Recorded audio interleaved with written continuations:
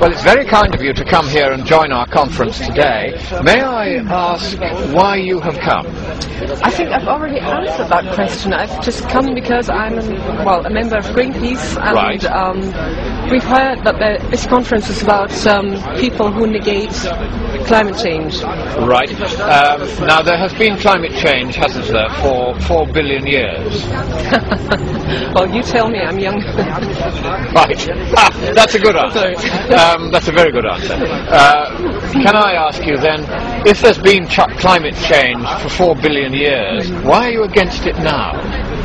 Because, over the last, let's say over the last 80 years, climate change has been really, really accelerating, and we have a big problem now, and we need to act very, very eagerly. Right.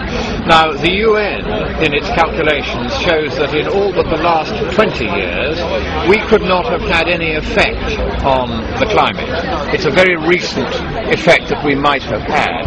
So, given that there has been warming for 300 years, and 280 years, we could not have made any difference. Are you saying that in the last 20 years, we have suddenly done something that really changes the climate? Well, if you look at glaciers, if you look at the poles, and if you look at weather changes, it's very, very obvious. About the poles, are you saying that there has been any unusual melting of ice at the poles? I think so. And how do you know that? Because I'm reading reports, I'm hearing people talk, and I'm reading the press. Have you ever checked any of the data from the scientific institutions or in the learned literature directly? Well, I have checked the reports from, for instance, the reports from Greenpeace, because they And Greenpeace is a campaigning organisation, isn't it? What do you mean by campaigning organisation? Well, it's not a weather bureau, is it? No, of course not. No. So my question then is, why do you believe reports, whether from Greenpeace or anybody else, without having actually checked them?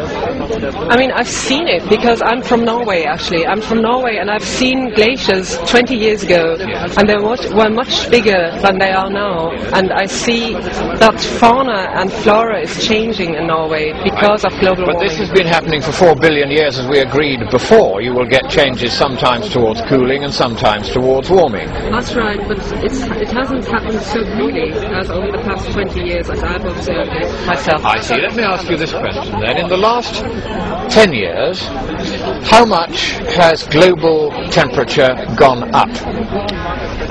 0.7 degrees. In the last 10 years? No, in the last, not in the last. No, I'm asking about the last 10 years. Well, I just have to guess. Guess? I would say 0.1 degree.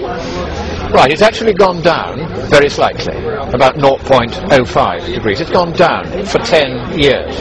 In fact, it hasn't increased statistically significantly for 15 years out of the 20 years you were talking about. May I ask a question? How do you know that? Because I take the data from the satellites and I then plot what is called the least squares linear regression trend, which means if you have a stochastic data set, one which jumps up and down, you can process it mathematically to show what its trend is over a given period. And over the last 15 years, there has been no statistically significant increase in temperature at all. Those are the facts. How do you react to those facts? I think it's positive thinking, quite honestly. You think it's good news? It's absolutely good news, yeah. If you tell me this, and if this is true. Well, I can assure you that it is true, because there will be no point in my lying to you, because you could so easily check it for yourself.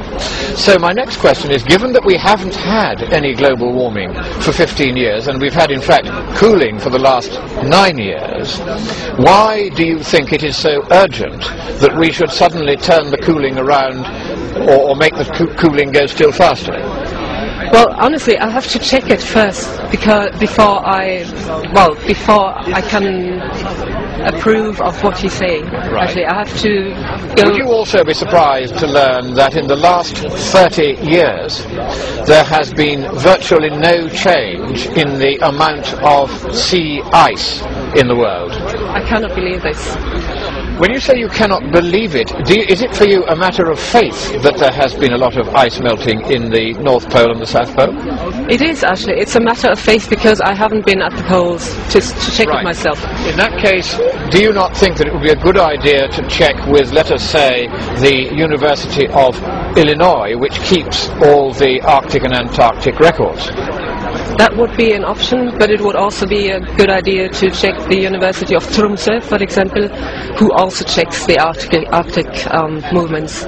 Right, but the University of Tromsø doesn't do what the University of Illinois does. What that does is it takes the Arctic and Antarctic sea ice extents and it plots a global sea ice extent, which, you will be surprised to learn, shows almost no change in 30 years.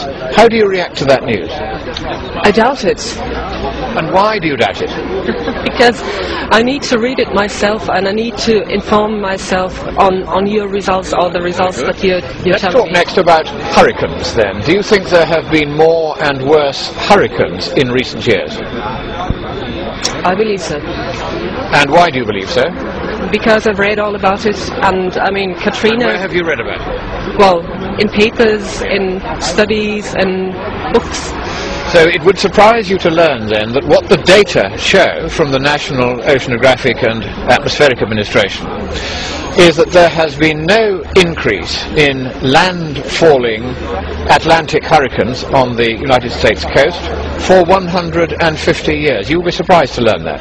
It would be so lovely to believe it. It would be so great. Right, very good. All of these facts I'm giving you, of course, you can check independently, and I'm not making any of this up. Why should I? So here is my next question.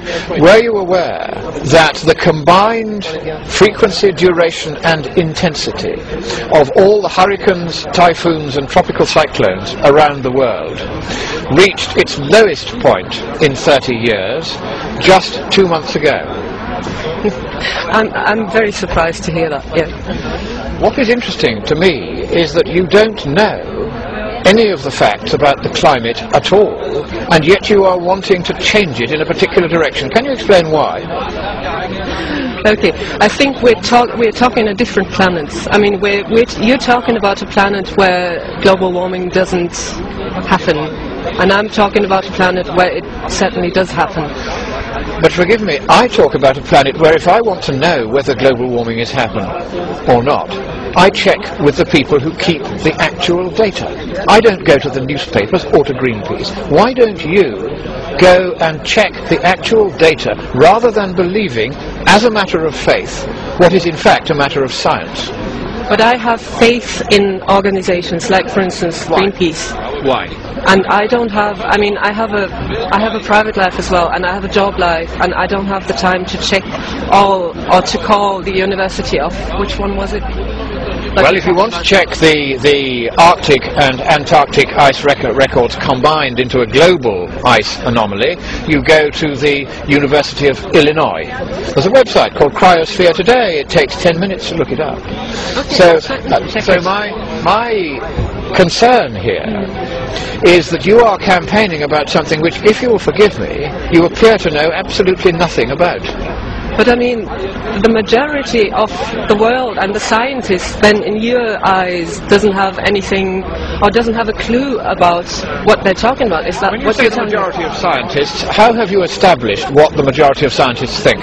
Well, I'm reading papers and I'm listening to people who have something to say about global warming. So you have not actually interviewed the majority of scientists, you have not seen any survey which has interviewed the majority of scientists? No, of course not.